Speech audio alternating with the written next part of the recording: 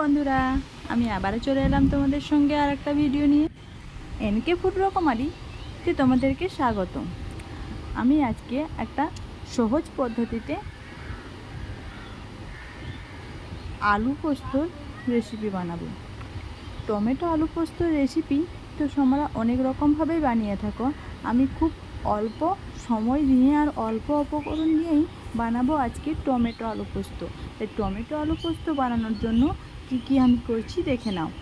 ঠিক এরকমভাবে হবে টমেটো আলু পোস্তটা। ঠিক এই দেখতে পাচ্ছ কত ঘন। তার জন্য আমি আলুগুলোকে ঠিক এই সাইজ করে কেটে নিয়েছি। আলুগুলোকে ছিলে পরিষ্কার করে ধুয়ে তারপর কেটে নিয়ে আবারও ধুয়ে নিচ্ছি। এখানে তোমরা পরিষ্কার করে যখন ধুয়ে নেবে তখন আর না ধুলেও হবে। আমি এবার নিয়ে নিয়েছি একটা প্রেসার কুকারে আলু পোস্ত রান্না করা খুব তাড়াতাড়ি হয় আর খুব সহজ পদ্ধতিতে। প্রেসার কুকারটা গরম হয়ে আসবে, ঠিক তখনই আমি দিয়ে দিলাম রান্নার তেল পরিমাণ মতো। এই পরিমাণ মতো রান্নার তেল আমি দেবো লাল লাল 2টা টমেটো। আর দেখতে পাচ্ছ টমেটোগুলো কত সুন্দর। প্রেসার কুকারটা আর যে তেলটা দিয়েছি, তেলটা একটু গরম হয়ে আসবে, তার মধ্যে এই ধুয়ে রাখা আলুগুলোকে প্রেসার কুকারের মধ্যে আমি দিয়ে দিচ্ছি। দেখতে পাচ্ছ প্রেসার কুকারে আলুগুলো আমি ঠিক এরকমভাবে খুব সাবধানে ভরতে হবে, হাত যেন না লেগে যায়। আমি ভরে দিলাম। এবার টমেটো কুচিটা দিয়ে দিলাম। 2টো টমেটোকে আমি কুচি করে নিয়েছি বা কেটে নিয়েছি। এবার আমি এখানে দিয়ে দেবো পোস্ত বাটা। পোস্ত আমি বেটে নিয়েছি মিক্সিতে, তোমরা চাইলে শিলবাটাও বেটে নিতে পারো। আমার হাতে সময় কম বলেই আমি এইভাবে আলু পোস্ত রান্না করছি। আর আলু পোস্ত বা টমেটো আলু পোস্ত রান্না করতে সময় খুব বেশি লাগে না, তাও প্রেসার কুকারে খুবই অল্প সময়। এই পোস্তর মধ্যে দেওয়া আছে ছোট সাইজের একটা পেঁয়াজ আর কতটা লঙ্কা, কাঁচা লঙ্কা দিয়েছি, লবণ দিলাম, পোস্ত আর গোটা কাঁচা জিরে দেওয়া আছে। কাঁচা জিরে দিয়ে ভালো করে পোস্তটাকে বেটে নেওয়া আছে। এবার স্বাদ যদি না হয় তার জন্য এবার লবণ লঙ্কার গুঁড়ো একটু দিতে হবে। লবণটা স্বাদ মতো আর ঝালটা দেখে লঙ্কার গুঁড়ো দেবে। আর আমি যেহেতু লঙ্কা দিয়েছি, লঙ্কায় ঝাল হবে না বলে আমি আবারও লঙ্কার গুঁড়ো দিয়ে দিলাম।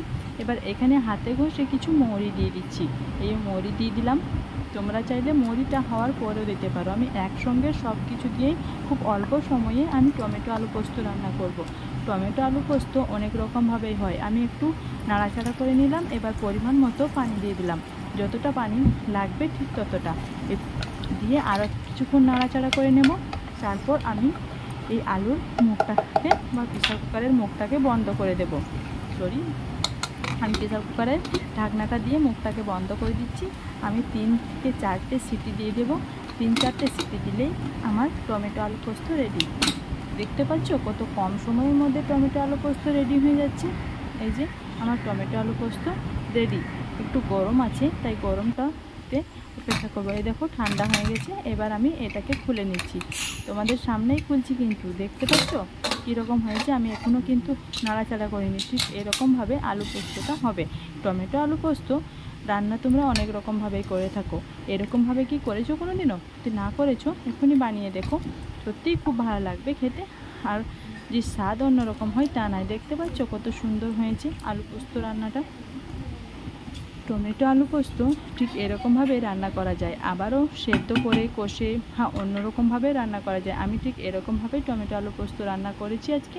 আর এই আলু পোস্তটা খেতেও খুব ভালো লেগেছে। সবাই বলছে আলু পোস্তর টেস্ট আজকে অন্যরকম হয়েছে, খুব সুন্দর লাগছিল আলু পোস্তটা খেতে। তোমরাও একবার বানিয়ে দেখো, আলু পোস্তটা খেতে সত্যিই খুব ভালো লাগবে। খুব অল্প সময়ে আর কম উপকরণ দিয়ে আর কম সময়ের মধ্যে আলু পোস্ত রান্না করার মজাটাই আলাদা।